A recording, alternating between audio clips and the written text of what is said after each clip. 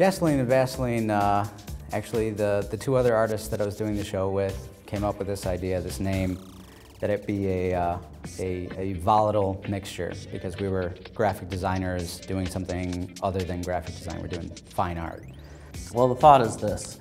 Gasoline and Vaseline are both petroleum products. They're made from the same element. And so when you mix them together, you come up with a Molotov cocktail, which is usually a weapon to start a revolution or anarchy.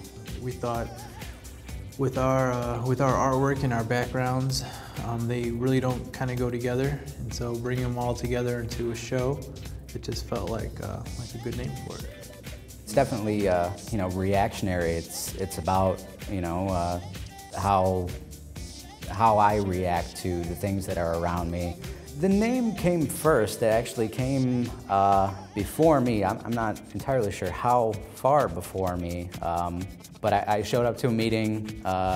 Joseph and Kevin were there, and they said, "We got this great name for the show, man. We're gonna call it Gasoline and Vaseline."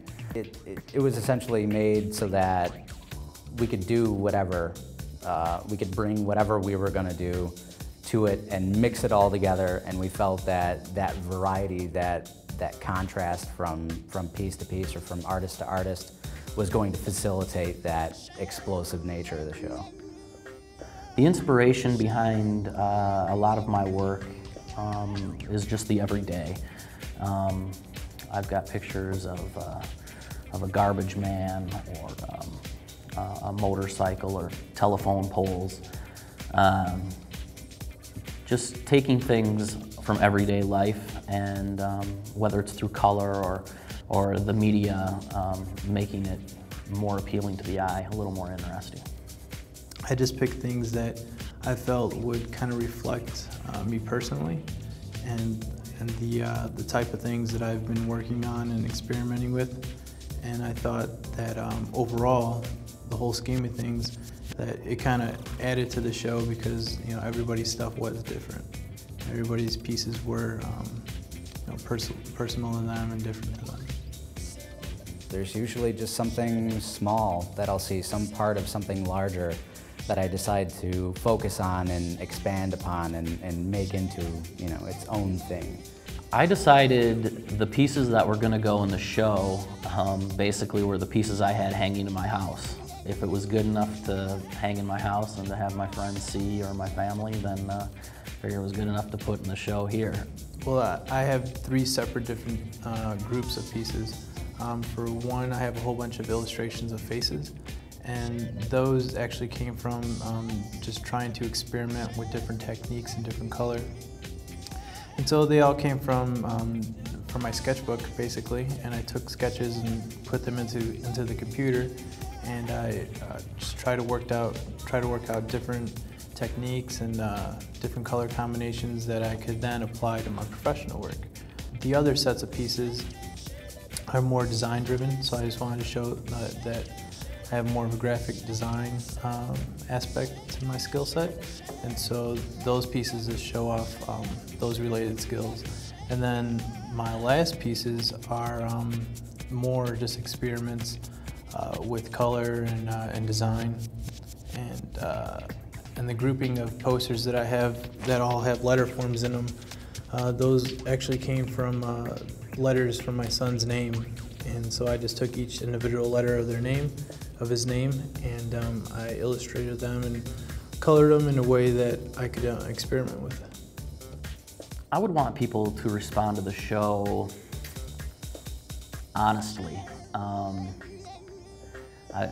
We have a book in there, and people were making comments, and some people liked it, some people didn't like it, and I think just the honesty about it and what a piece means to them when they look at it, I think that's the best reaction you can get, whether they love it or hate it, or at least it's honest. The way I want people to respond to the show is just to see that you can be a graphic designer and you can have a whole bunch of different skill sets in your background and still be an effective designer, and show that every designer is not built the same way behind the scenes. So, you know, some of the work might be in your face, some of the work might be a little bit more subdued, but overall, I think it just shows a good mix of what, you know, creative people do for creative outlets. These two pieces are using a technique that I've developed that I call live exposure. It's a little bit different, it's kind of backwards. It's actually more akin to darkroom classic photography. Essentially what the process entails is seating the subject in a completely blacked out room, then opening the camera aperture and painting in all the light by hand.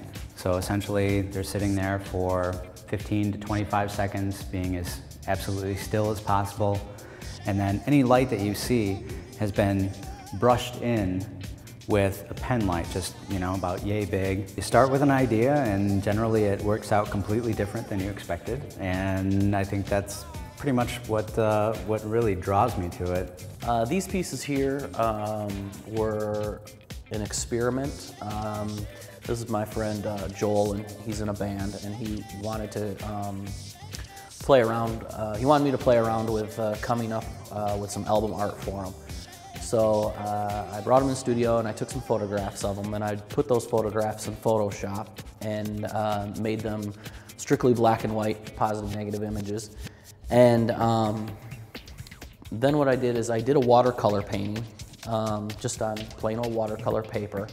And when the paper was still wet, I ran it through my desktop printer and I printed his picture a couple different ways, and as it came out of the printer, I would pull the paper out so that the registration was never right on.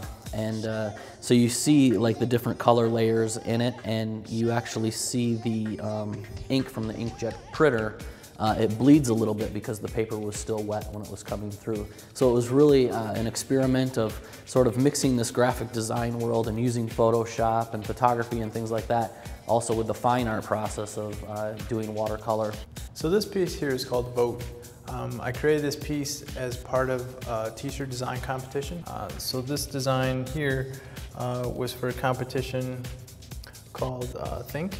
At the time, the election was going on, the presidential election was going on. So all the words and all the images in here pertain to, you know, what goes on through somebody's head when they vote. And everything kept leading back to voting. And so I used different words and different imagery to kind of portray that. And I used a different technique for myself that I wouldn't normally use. I drew everything by hand, and then I scanned it into the computer and redrew it all. So that's why a lot of the lines are really sketchy, and it gives you that raw feel.